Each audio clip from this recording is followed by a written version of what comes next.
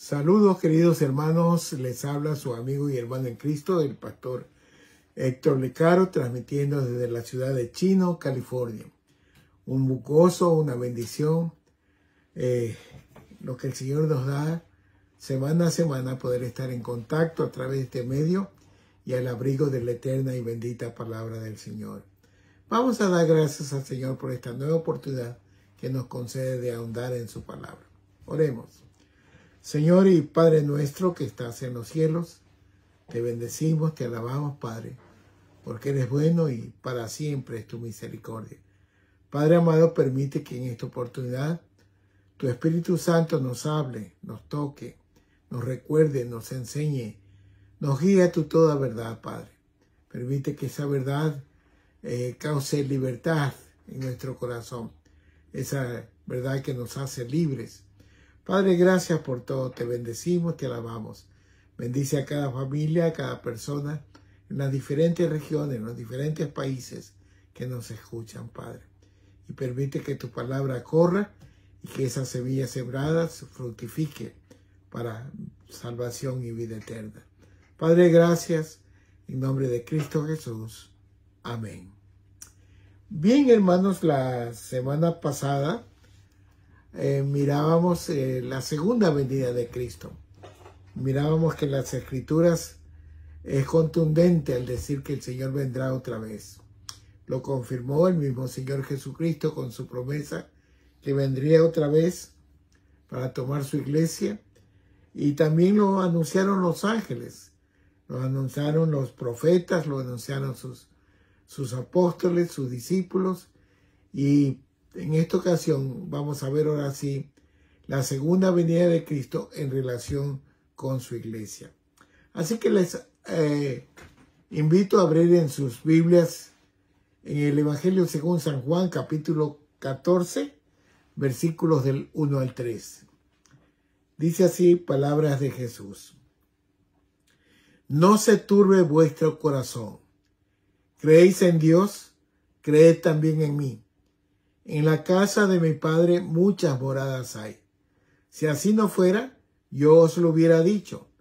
Voy pues a preparar lugar para vosotros. Y si me fuere y os preparare el lugar, vendré otra vez y os tomaré a mí mismo, para que donde yo estoy, vosotros también estéis. Bien, el tema que nos ocupa en esta oportunidad es la iglesia en la segunda venida de Cristo. La palabra de Dios, hermanos, la Biblia, nos habla de dos diferentes acontecimientos en relación con la segunda venida de Cristo. Primero, Cristo viene por su iglesia y luego Cristo viene con su iglesia. Vamos a analizar el primer tema, Cristo viene por su iglesia. Muy bien. En esta oportunidad, pues, vamos a ahondar en este tema y vamos a abarcar lo que más podamos para la próxima semana mirar el tema cuando Cristo viene a esta tierra con su iglesia. Muy bien. Vamos a ver la primera carta a los Corintios, capítulo 15, verso 52. Dice, en un momento, en un abrir y cerrar de ojos, a la final trompeta, porque se tocará la trompeta, y los muertos serán resucitados incorruptibles, y nosotros seremos transformados. Aquí encontramos dos verdades, ¿verdad? La primera es que el Señor viene sorpresivamente, en un abrir y cerrar de ojos, ¿verdad? El versículo en contexto cercano dice que viene como ladrón en la noche, dándose a entender que viene sorpresivamente. Y luego pasa a ser un milagro con los muertos y los resucita incorruptibles. Todos sabemos que cuando una persona muere, pues el tiempo la va carcomiendo. Yo recuerdo hace muchísimos años, hermanos, me tocó la oportunidad de ver abrir la tumba de mi papá allá en Guayaquil, porque lo iban a trasladar a un nicho ya propio, porque siempre teníamos el problema que la tumba era una especie de alquilada. Y me tocó ver, hermanos, cómo sacaron los restos mortales, como se les llama. Y hermanos, era puro hueso, lo que había un esqueleto lleno de pelos, hermanos. Y algo tétrico, hermanos, que cómo se va corrompiendo, corroyendo el cuerpo, hermanos, con el tiempo.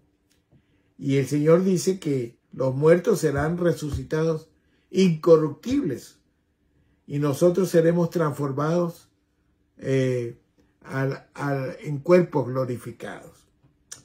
Juan 14:3 dice, aquí encontramos la promesa del Señor que viene por su iglesia. Ese es nuestro tema hoy día, dice. Y si me fuere y os prepararé el lugar, vendré otra vez y os tomaré a mí mismo, para que donde yo estoy, vosotros también estéis. El Señor viene por su iglesia en su segunda venida, ¿verdad?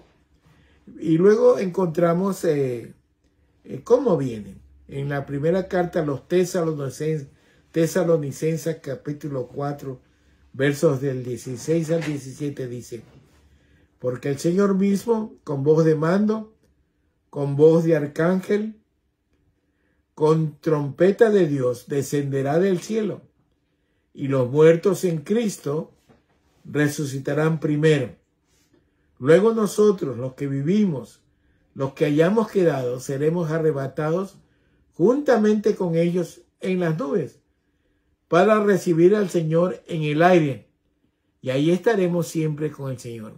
Entonces la iglesia, en primer lugar, el Señor viene por su iglesia, y su iglesia será recibida en las nubes. Note usted que no baja el Señor hasta la tierra, sino que llega hasta las nubes y envía por su iglesia para recibirle en las nubes. Ahora, Mateo 24, 30 al 33 dice lo siguiente, al 31, perdón, Mateo 24, 30 al 31.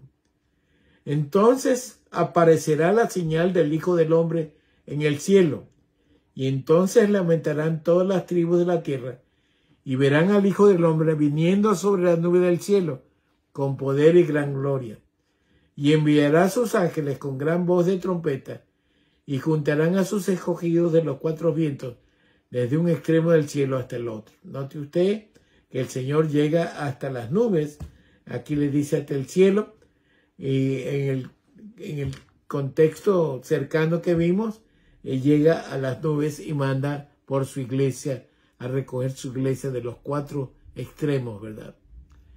Apocalipsis 30:10 dice: por cuanto has guardado la palabra de mi paciencia, yo también te guardaré de la hora de la prueba que ha de venir al mundo entero, para probar a los que moran sobre la tierra. Es decir, el rapto de la iglesia que nos estamos refiriendo va a suceder antes de la gran tribulación. Eso ahondaremos más en este tema más adelantito, hermanos. Pero miremos algunos aspectos del rapto de los cristianos. En 1 Tesalonicenses, como hemos leído en el 4:16, dice: descenderá del cielo y los muertos en Cristo resucitarán primero. Una orden del Señor, con voz de mando, con voz de arcángel. A trompeta de Dios dará la orden que los muertos en Cristo, aquí hay que señalar que son los cristianos que han muerto antes de la venida del Señor. Ahora, miremos esto en el contexto cercano para aseverar esta verdad que es fundamental para la vida de los cristianos. Primera a los Tesalonicenses, capítulo 4, versos del 13 al 17. Dice así: tampoco queremos, hermanos, que ignoréis acerca de los que duermen, para que no os entristezcáis como los otros que no tienen esperanza. Porque si creemos que Jesús murió y resucitó, así también traerá con Jesús a los que durmieron en él. Por lo cual os decimos esto en palabra del Señor, que nosotros que vivimos, que habremos quedado hasta la venida del Señor, no precederemos a los que durmieron, porque el Señor mismo, con voz de mando, con voz de arcángel y con trompeta de Dios, descenderá del cielo, y los muertos en Cristo resucitarán primero. Aquí encontramos, hermanos, una exhortación de Pablo en la palabra del Señor, que nos dice que no debemos estar tristes en cuanto cuando la persona muere, porque triste se pone el que no tiene esperanza. Pero si nosotros que hemos creído en Jesús, que murió y resucitó, la Biblia nos asevera que así también traerá Dios con Jesús a los que durmieron en él, o sea, a los que murieron en su fe, ¿no? Entonces, luego viene los que habrían quedado vivos, también serán transformados para juntamente con los resucitados ir a recibir al Señor a las nubes, como hemos visto en el contexto anterior. Muy bien, entonces el rapto es una realidad para los cristianos, ¿no? La resurrección de los muertos, hermanos, es una doctrina central para el cristianismo. Se refiere a la doctrina o enseñanza, que es lo mismo que doctrina, que Jesucristo murió y resucitó de entre los muertos. Y que también sus seguidores, los seguidores de Cristo, serán resucitados, unos cuando estén muertos cuando Él venga, y los que estén vivos serán transformados cuando Él venga. La resurrección de Cristo es el fundamento, hermanos, de la certeza que la muerte no podrá destruir la bendición eterna del creyente al lado del Señor. Los creyentes que ya han muerto también resucitarán y participarán en el momento del regreso de nuestro Señor Jesucristo. La muerte, entonces, podemos darnos cuenta que es el resultado del pecado. Y la resurrección es la victoria sobre la muerte. Por eso es importante tener dominio, tener claridad acerca de esta enseñanza. Jesucristo murió en nuestro lugar, tomando el castigo que nosotros merecíamos por nuestros pecados, pero resucitó de entre los muertos, venciendo la muerte. Su resurrección, hermanos y hermanas, nos da la esperanza de que también nosotros resucitaremos de entre los muertos si estamos muertos cuando Él venga, o seremos transformados si estamos vivos cuando Él venga. Vamos a ver el Evangelio según San Juan, capítulo 5, versículos 28 al 29. Dice así: no os maravilléis de esto, porque vendrá hora cuando todos los que están en el sepulcro oirán su voz, y los que hicieron lo bueno saldrán a resurrección de vida, mas los que hicieron lo malo a resurrección de condenación. Aquí vemos, hermanos, que habrá dos resurrecciones. La primera para vida eterna y la segunda, hermanos, para muerte eterna, condenación eterna.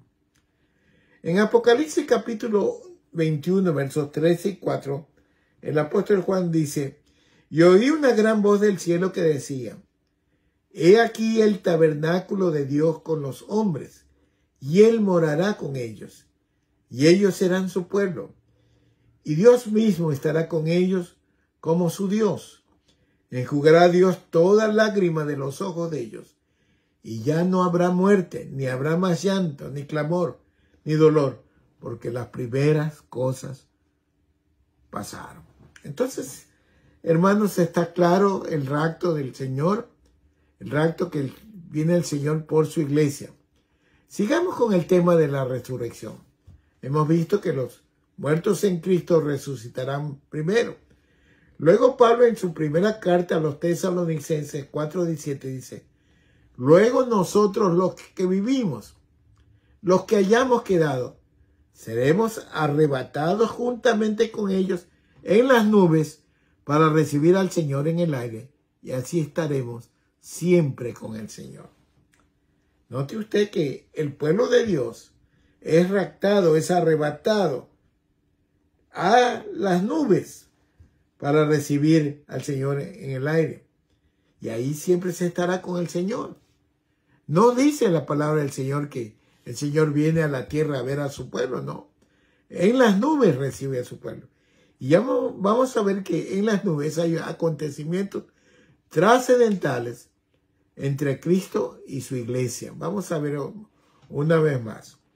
Primera a los Tesalonicenses 4:17 dice: luego nosotros los que vivimos, aquí se establece un orden.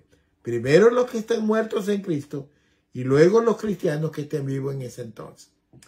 Vamos a ver Filipenses capítulo 3, versos 20 al 21. Dice: mas nuestra ciudadanía está en los cielos, de donde también esperamos al Salvador, al Señor Jesucristo, el cual transformará el cuerpo de la humillación nuestra para ser semejante al cuerpo de la gloria suya, por el poder con el cual puede también sujetar a sí mismo todas las cosas.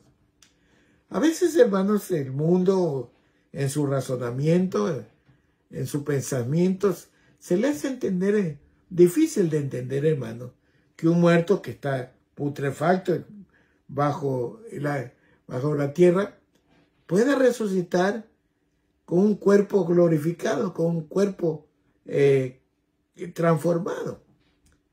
Y pues aplican la razón, el razonamiento humano. Pero acordémonos que Dios es el Dios de los imposibles, el Dios de la creación. El Señor dijo y se hizo. ¿Cuán difícil va a ser para el Señor resucitar un cuerpo? No, es una promesa de Él, que Él transformará nuestro cuerpo de humillación para que sea semejante al cuerpo de la gloria suya, es decir, un cuerpo espiritual. Miremos una vez más el tema de la resurrección, pero tenemos que resumirlo en una sola palabra, hermano. La perspectiva del ciudadano celestial, del cristiano, del que tiene la promesa de alcanzar la vida eterna con la compañía eterna de Dios mismo. Bueno, ese tema se llama la glorificación del cristiano, es decir, la transformación, el cuerpo espiritual que el cristiano adquiere en la resurrección. La glorificación, queridos hermanos, es la etapa final en el proceso de la redención, en el cual Cristo resucita de los cuerpos de todo creyente, resucita los cuerpos de todos los creyentes de entre los muertos. Reúne esos cuerpos con sus almas e instantáneamente los cambia en cuerpos espirituales, ¿no? Perfectos, tal como el suyo cuando resucitó de entre los muertos. Ahora, hermanos, mire, estamos mencionando precisamente a base de versículos bíblicos, porque en nuestros tiempos, como hemos ya estudiado, hay mucha tendencia a la apostasía. Apostasía es apartarse de la fe de Cristo. El Espíritu Santo nos dice claramente que en los postreros días algunos se apartarán de la fe escuchando doctrinas de error, doctrinas de demonios. Y hay falsas doctrinas que sostienen que la iglesia va a pasar la tribulación. Y por ende, hermanos, no habrá rapto. Miren ustedes cómo trabaja Satanás.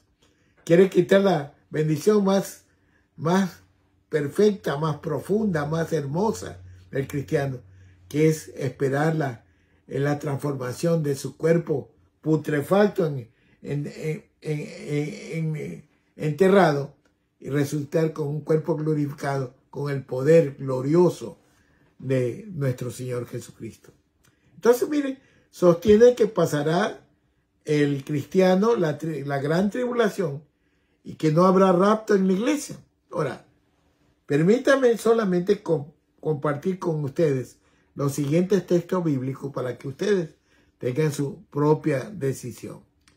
Apocalipsis 3:10 dice: por cuanto has guardado la palabra de mi paciencia, dice el Señor Jesús, yo también te guardaré de la hora de la prueba, que ha de venir sobre el mundo entero para probar a los que moran sobre la tierra. Aquí nos está diciendo el Señor en su palabra que nos va a guardar de que no pasemos la gran tribulación. no vamos a entrar precisamente en esta prueba terrible que trae el Señor para la gente precisamente que no lo aceptó como su Salvador. Vamos a ver primero a los Tesalonicenses, capítulo 5, verso 9. Porque no nos ha puesto Dios para ira, sino para alcanzar salvación por medio de nuestro Señor Jesucristo. Ahora, el periodo de la gran tribulación, hermano, es llamado en las Escrituras el día de la ira de Jehová, el día de la ira de Dios. Vamos a ver en el libro del profeta Sofonías, capítulo 1, versos 14 al 18. Sofonías, capítulo 1, versos 14 al 18. Cercano está el día grande de Jehová, cercano y muy próximo. Es amarga la voz del día de Jehová. Gritará allí el valiente. Día de ira aquel día, día de angustia y de aprieto, día de alboroto y de asolamiento, día de tinieblas y de oscuridad, día de nublado y de entenebrecimiento, día de trompeta y de algazara sobre las ciudades fortificadas y sobre las altas torres. Y atribularé a los hombres, y andarán como ciegos, porque pecaron contra Jehová. Y la sangre de ellos será derramada como polvo, y su carne como estiércol. Ni su plata ni su oro podrá librarlos en el día de la ira de Jehová, pues toda la tierra será consumida con el fuego de su celo, porque ciertamente destrucción apresurada hará de todos los que habitan, de los habitantes de la tierra. Hermanos, ¿con qué vergüenza podemos decir o contrariar este versículo y decir que los cristianos, los hijos de Dios, la iglesia de Dios, las ovejas de su prado, van a entrar a este día para ser atribulados, para andar como ciegos, para ser aniquilados por el Señor? Ciertamente se necesita tener un poco de ceguera espiritual para no entender la bendición que Dios nos ofrece de librarnos del día de la ira. Vamos a ver primero a los Tesalonicenses, capítulo 5, versos del 2 al 3. Porque vosotros sabéis perfectamente que el día del Señor vendrá como un ladrón en la noche, que cuando digan paz y seguridad, entonces vendrá sobre ellos destrucción repentina, como los dolores a la mujer encinta, y no escaparán. Romanos capítulo 2, versos 5 y 7 dice: pero por tu dureza y por tu corazón no arrepentido, atesoras para ti mismo ira para el día de la ira de la revelación del justo juicio de Dios, el cual pagará a cada uno conforme a sus obras. Vida eterna a los que perseverando en el bien buscan gloria y honra e inmortalidad. Ahora, hermanos, claramente, hermanos, estos pasajes y muchos más, decenas de pasajes más, se nos enseña que el periodo de la tribulación vendrá sobre los incrédulos. Y esto no incluye al pueblo cristiano y no incluye a los creyentes. De tal manera que decir que no va a haber rapto, que todos vamos a entrar a la tribulación, es hacerle y darle gusto a Satanás, que quiere tergiversar las escrituras para perdición de los hombres.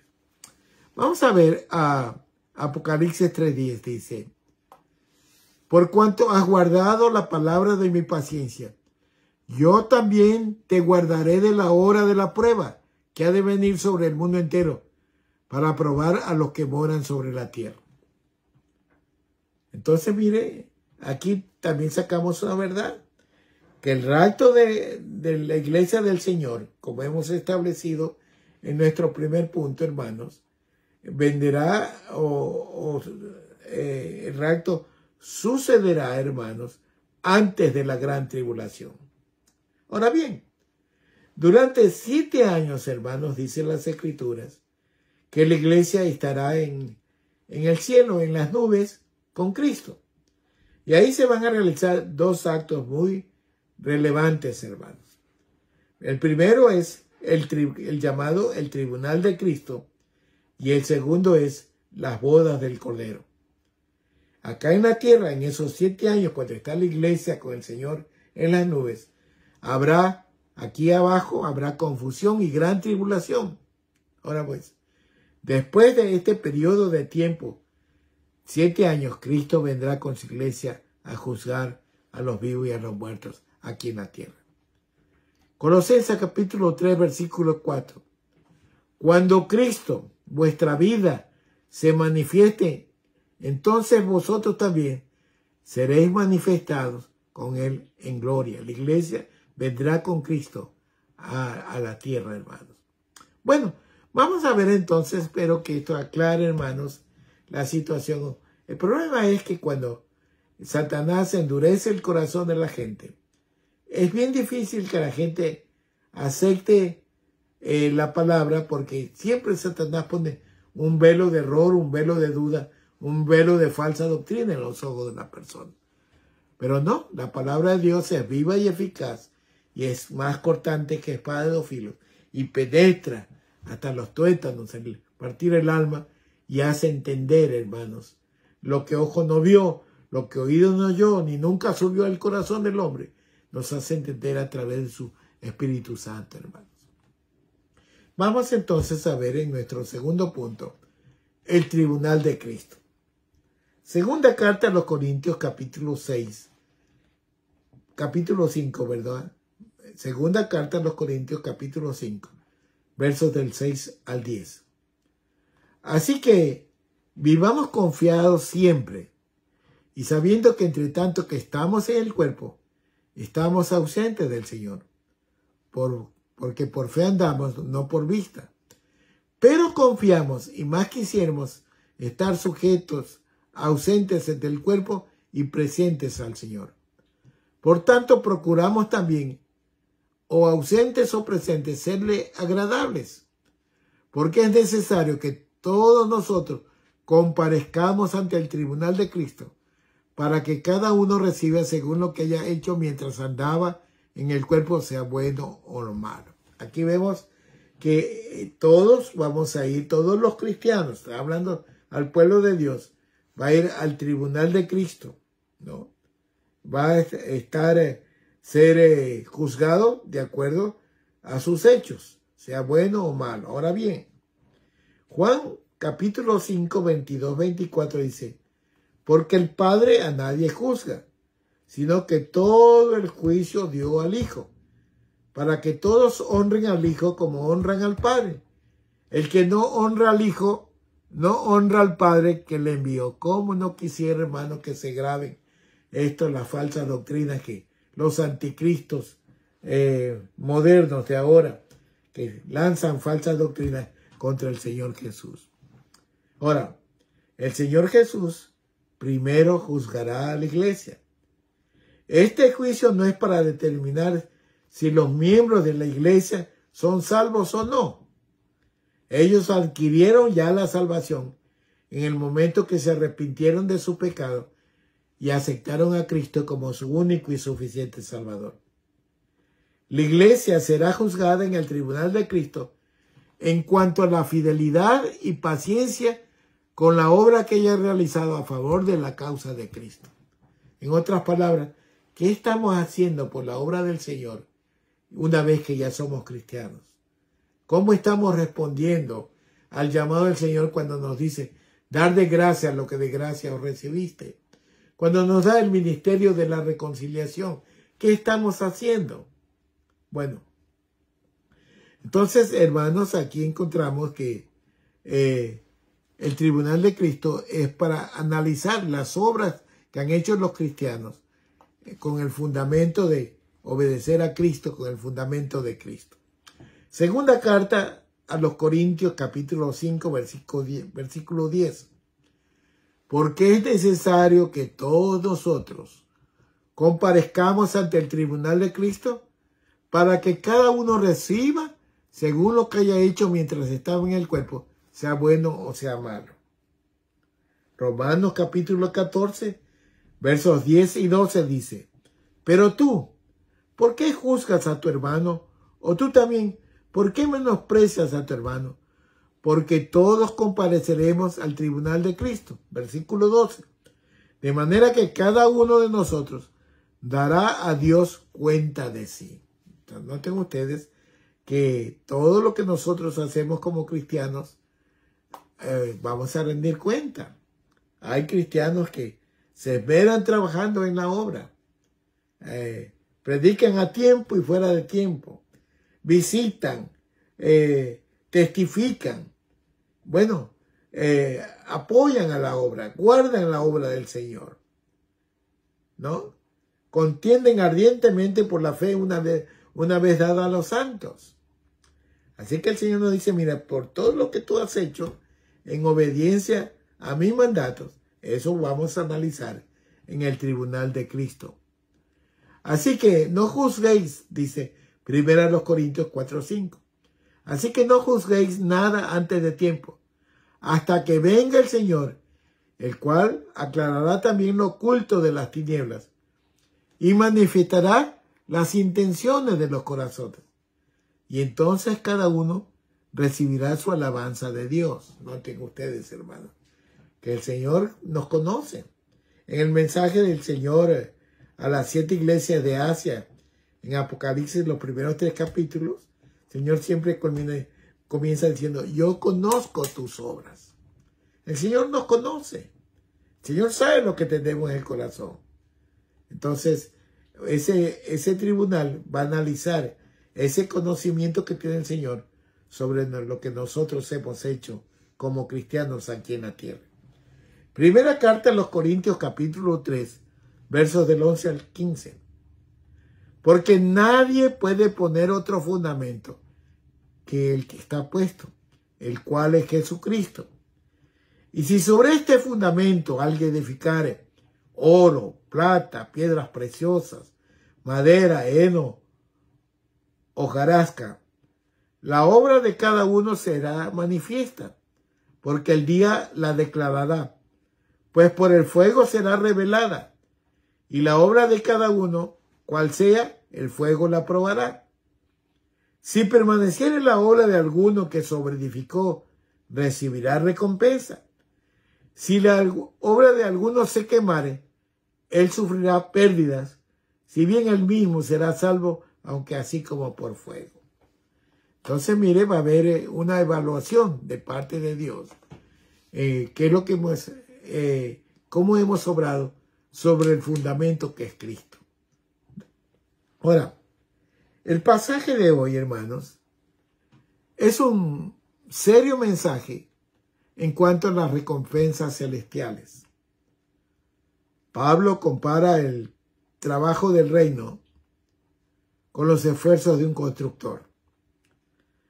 Dice que Cristo es el único fundamento sobre el cual debemos construir. Pero cada uno de nosotros, cada cristiano, es responsable de los materiales que utilicemos. Podemos construir, se nos da un símil aquí, podemos construir en madera, heno y hojarasca. O también podemos construir con oro o piedras preciosas. La obra de todos será probada con el fuego, es decir, en el juicio final, para determinar la calidad de los materiales que hemos utilizado para sobreedificar sobre el fundamento que es Cristo. Miremos y analicemos un poquito 3 de esos materiales. Madera, heno y hojarasca. Estos elementos, hermanos, representan aquellas obras que no permanecen y que no pasan la prueba del fuego. Es decir, no aprueban el juicio de las obras que se hace o que se han hecho para el Señor, en este caso. Estas obras no se hicieron con la intención de dar la gloria a Dios por medio de ellas, sino que se han hecho con el fin de obtener un beneficio o un interés personal. Bueno, todos nosotros sabemos que mucha gente hace negocio de la piedad. Hay otros que en nombre del Señor pues se enriquecen, tienen jet, andan en las mejores mansiones, etcétera, porque han utilizado, hermanos, la obra del Señor para beneficio propio, por interés personal. Esa gente, cuando esté en el juicio del Señor, bueno, será como aquellos que han construido con madera, heno y hojarasca, que son elementos que son flamables, hermanos, que se queman con el fuego. Un poco de paja, hojarasca o madera se queman fácilmente con el fuego. Entonces eso es cuando uno no ha hecho las cosas para honra y gloria de Dios. Pero miremos otro aspecto. Primero los Corintios 3:15 dice, si la obra de alguno se quemare, él sufrirá pérdida, si bien él mismo será salvado, aunque así como fuego. ¿De qué pérdida habla? El Señor trae su galardón consigo. Él trae los premios, si ustedes quieren, para los cristianos que han sido fieles y han trabajado en la obra. Ahora, Efesios capítulo 2, 8 y 9 tenemos que tener presente que hermanos, este juicio no es para salvación. Cuidado, los confunde ahí una falsa doctrina como acostumbran. Este juicio es para evaluación de lo que la gente ha hecho como cristianos en la obra del Señor. Y vamos a leer este versículo para acentuar la doctrina de la salvación muy clara. Efesios capítulo 2, versos del 8 al 9. Porque por gracia sois salvos por medio de la fe, y esto no de vosotros, pues es don de Dios, no por obras para que nadie se gloríe. Es decir, hermanos, la salvación es solo por fe, la fe en Cristo Jesús, que es el único que pagó el precio de nuestros pecados en la cruz del Calvario. Nadie ha muerto por nosotros, pagando el precio de nuestras iniquidades y rebelión. Solamente el Señor Jesucristo. Por eso la Biblia declara que no hay otro nombre debajo del cielo dado a los hombres por el cual podamos ser salvos.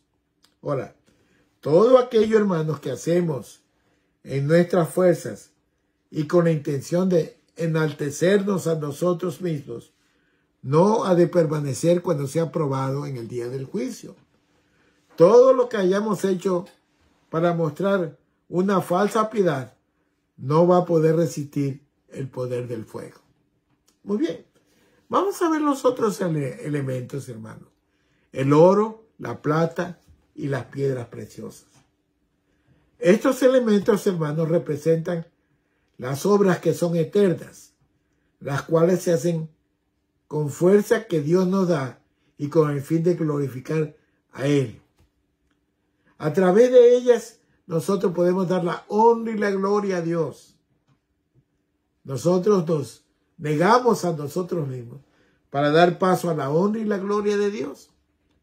El día del juicio, nuestro Dios considerará a cada uno los dones y las capacidades que Él nos ha entregado para ser luz aquí en la tierra.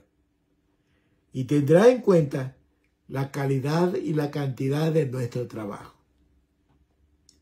Es decir, el Señor va a evaluar cómo hemos tratado con los dones. Es más, en una parábola el Señor nos habla de los dones y nos hace ver la responsabilidad que tenemos en cuanto a desenvolvernos para la honra y gloria de Dios en la obra del Señor con los dones. Colosenses 3:23 dice, y todo lo que hagáis, hacerlo de corazón como para el Señor y no para los hombres. Y hermano, este versículo quisiera yo ponerlo en grande en las iglesias. Hay iglesias, denominaciones, hermano, que hay gente que está siempre sirviendo a los hombres, hermano. Sirviéndolos como que si ellos fueran los que a quien se debe honrar. Si bien es cierto, hay que reconocer a los que trabajan en la obra, pero la honra y la gloria es solo para Dios, hermano. Él merece toda la honra y toda la gloria, hermano. Entonces, así que debemos procurar, hermanos, acumular tesoros espirituales que sean eternos, los cuales cuando sean pasados por el fuego salgan más brillantes y relucientes, recordando que nuestro trabajo en el Señor no es en vano y que hemos de cosechar, hermanos, lo que hemos sembrado. Todo lo que el hombre sembrare, eso segará. Colosenses, 1 Corintios capítulo 3:14 dice: si permaneciere la obra, alguno que sobreedificó recibirá recompensas. Esto es muy importante, hermanos. Bien, así va a estar el Señor en el juicio del tribunal de Cristo con su iglesia en las nubes. Está pasando un periodo de 7 años. Y luego, después del juicio, hermanos, después de que la iglesia haya sido juzgado en el tribunal de Cristo, seguirá lo que las escrituras denominan las bodas del Cordero. Qué bonito esto de las bodas del Cordero. Vamos a tratar de explicar, hermanos. Las bodas del Cordero, queridos hermanos, es un tema recurrente en la palabra de Dios y representa uno de los eventos más importantes en la vida de los creyentes, en la vida de los cristianos. Estas bodas simbolizan, hermanos, la unión perfecta y eterna entre Cristo y su iglesia, así como representa también la victoria final de Cristo sobre el pecado y la muerte. La cena que se realiza en la boda del Cordero es una representación simbólica de una comunión alegre, íntima y eterna que tiene lugar entre Jesucristo, el Cordero de Dios, y la iglesia, la novia ataviada que espera a su novio. El esposo es el Señor Jesús en su carácter de Cordero, y la esposa representa el conjunto de los fieles creyentes de todas las épocas, raptados, transformados, resucitados por el Señor, y están en las nubes celebrando la boda del Cordero. El Cordero, hermanos, tiene un significado profundo en la palabra de Dios y se utiliza como una poderosa metáfora en el contexto cristiano. Es un símbolo de sacrificio, de pureza, de protección divina. Representa la obra redentora de Jesucristo y su relación íntima entre él y su iglesia. En la Biblia, el Cordero de Dios se refiere a Jesucristo. Recuerden ustedes cuando Pablo presentaba al Señor Jesucristo: he aquí el Cordero de Dios que quita el pecado del mundo. Este título de Cordero simboliza su papel como sacrificio vivo para la limpieza de los pecados de la humanidad. Jesús, nuestro Señor, es considerado como el Cordero perfecto y sin defectos, enviado con el propósito de expiar los pecados del pasado, presente y futuro de aquellos que se allegan a él por la fe en Jesucristo. Apocalipsis 19:1, si no me equivoco, hermanos, perdonen que no lo tengo muy claro, el versículo dice: gocémonos y alegrémonos y démosle gloria, porque han llegado las bodas del Cordero y su esposa se ha preparado. La iglesia se ha preparado. Recuerden que el Señor quiere que los creyentes estén preparados en cuerpo, alma y espíritu para la llegada del Señor, que sean irreprensibles. Se ha preparado. Tenemos incluso hasta una parábola de las 10 vírgenes, ¿se acuerdan? 5 se prepararon y 5 fueron insensatas y no supieron estar preparadas para la venida del Señor. Apocalipsis 22:12 dice: he aquí yo vengo pronto, dice el Señor, y mi galardón conmigo, para recompensar a cada uno según sea su obra. Yo recuerdo, hermanos, cuando recién me iniciaba en el cristianismo, escuché un mensaje de un pastor que yo mucho estimo, ya está con el Señor. Y él decía algo que me sorprendía y me puso a pensar. Hay gente que, aunque esté en los cielos, va a estar muy incómoda en cuanto a no recibir recompensas, porque no ha hecho nada en la obra del Señor. Y aquí dice que Jesús trae su galardón y el Señor trae 5 coronas que los creyentes podrán recibir en las bodas del Cordero. Vamos a ver esto de las coronas. Trae, por ejemplo, una corona que la llaman la corona incorruptible. En la primera carta a los Corintios, capítulo 9, versos 24 al 25, dice lo siguiente. ¿No sabéis que los que corren en el estadio, todos a la verdad corren, pero uno solo se lleva el premio? Corred de tal manera que lo obtengáis. Todo aquel que lucha, de todo se abstiene. Ellos, los que corren en el estadio, a la verdad para recibir una corona corruptible, pero nosotros una incorruptible. Pablo nos explica, hermanos, cómo obtener esta corona y lo hace con una analogía de una carrera en los estadios antiguos, en las Olimpiadas antiguas, por decir así. Pablo compara la vida cristiana con una carrera. Todos pueden correr para obtener el premio. Y esto nos motiva a perseverar con todas nuestras fuerzas en nuestra carrera espiritual. Pablo nos anima a correr la carrera de la fe con determinación y perseverancia, puesto los ojos en el autor y consumador de la fe, nuestro Señor Jesucristo. La corona incorruptible. Pero también el Señor trae una corona que la llama la corona de justicia. Segunda Timoteo 4:8. Por lo demás, me está guardada la corona de justicia, la cual me dará el Señor juez justo en aquel día, y no solo a mí, sino también a todos los que aman su venida. Mire usted, ¿cuánta gente está esperando al Señor? Hay gente que está esperando al Señor para entrar a la tribulación. ¿Cómo ve usted?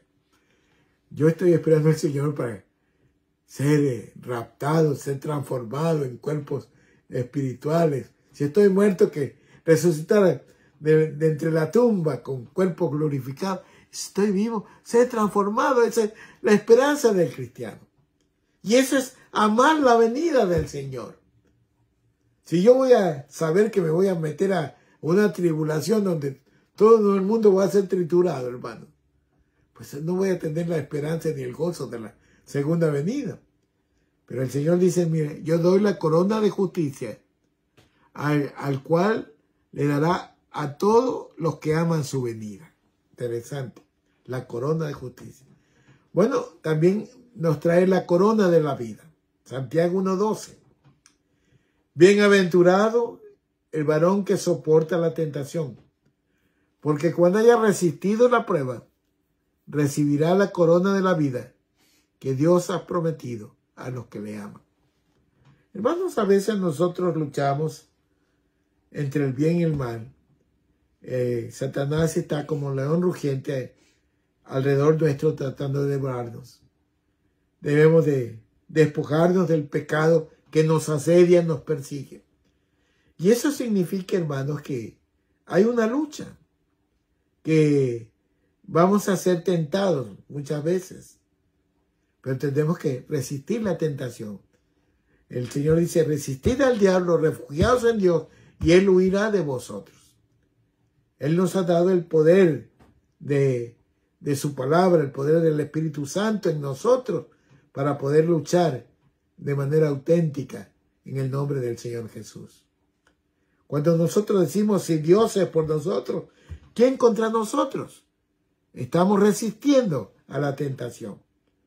Y Él nos dará la corona de la vida a todos aquellos que lo aman, porque el que ama a Dios resiste la tentación, hermano. Nadie puede ser más tentado más allá de su fuerza, dice el Señor. Él siempre promete la salida. Pero si el hombre cae en la tentación es porque no amó al Señor. Muchos pueden caer en la tentación, pero siempre, hermanos, está el amparo del Señor en ofrendarnos el perdón si verdaderamente lo amamos al Señor. Bueno, también nos ofrece la corona de la gloria. Vamos a ver esto. Primera de Pedro, capítulo 5, verso 4. Y cuando aparezca el príncipe de los pastores, vosotros recibiréis la corona incorruptible de gloria.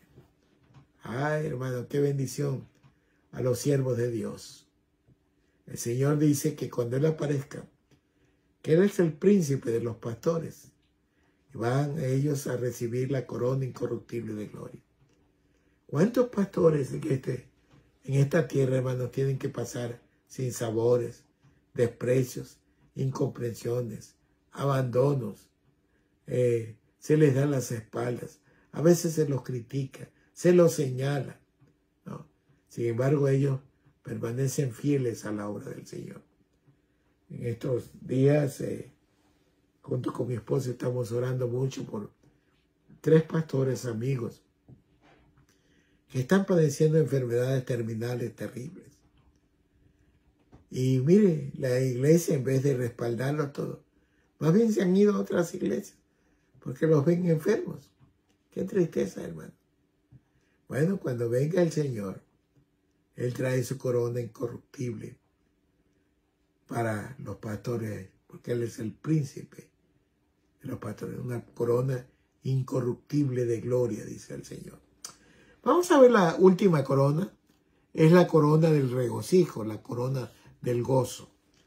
Primera a los Tesalonicenses, capítulo 2, del 19 al 20, dice.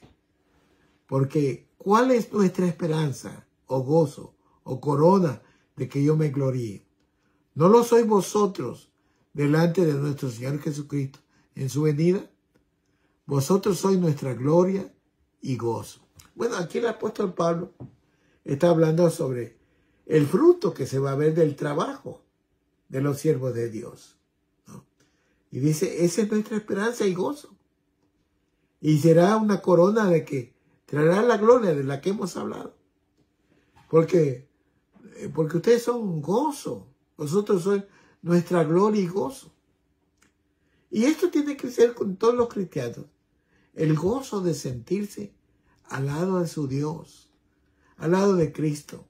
Una vez escuchaba una predicación muy hermosa de un pastor que decía, cuando yo esté en la gloria, voy a conocer a Moisés, voy a conocer a Isaías, voy a conocer a todos los profetas, voy a ver a mi familia que aceptó al Señor, voy a ver a mis amigos que aceptó al Señor. Va a haber un gran gozo en el cielo. Acuérdense que el cielo se caracteriza por el gozo. Dice la palabra, gozo hay en el cielo por un pecador que se arrepiente. ¿Cuánto más va a haber un gozo cuando se reciba la corona sabiendo que se ha trabajado para ganar almas para Cristo, el Señor? Interesante, hermano. Bien, hermanos, en conclusión, hemos visto algunos aspectos de la segunda venida de Cristo en relación con su iglesia. Primero vimos que Cristo viene primero por su iglesia. La iglesia recibida en las nubes. Y ahí estará el Señor con la iglesia por 7 años. ¿Verdad? Eso se llama el rapto. Les voy a leer por último un versículo referente a esto para que tengamos siempre presente. Primera Tesalonicenses capítulo 4, 16, 17. Porque el Señor mismo, con voz de mando, con voz de arcángel y con trompeta de Dios, descenderá del cielo. Y los muertos en Cristo resucitarán primero. Gloria a Dios. Luego nosotros, los que vivimos, los que hayamos quedado, seremos arrebatados juntamente con ellos en las nubes. En las nubes. Para recibir al Señor en el aire. Y estaremos siempre con el Señor. La iglesia será recibida en las nubes. No estará en la gran tribulación. Esa falsa doctrina que habla que la iglesia va a pasar la tribulación. Y por ende niegan el rapto. El Señor habla de que Él nos va a librar, nos va a guardar de la hora de la prueba. Que no nos ha puesto para ira. ¿Verdad? También vimos, hermanos, que el Señor primero juzgará a la iglesia. La iglesia va a pasar por el tribunal de Cristo. Y hablamos de elementos como el heno, ojo, hojarasca y madera, el oro, plata y piedras preciosas. Bueno, que determinan esto, hermanos, en un símil para darnos cuenta de que podemos obrar bien o podemos obrar mal en la obra del Señor. Si lo hacemos para nuestra gloria, para que nos admiren, para que nos halaguen, para tener prebendas, para poder vivir de la piedad, hermanos, estamos equivocados. Jesús trae su galardón 5 coronas, hermanos, para los creyentes que pasan esa prueba. La corona incorruptible, la de justicia, la de la vida, la de la gloria y la del gozo. Entonces, hermanos, permítame dirigirme a usted, hermana, a usted, hermano, a usted, amigo y amiga.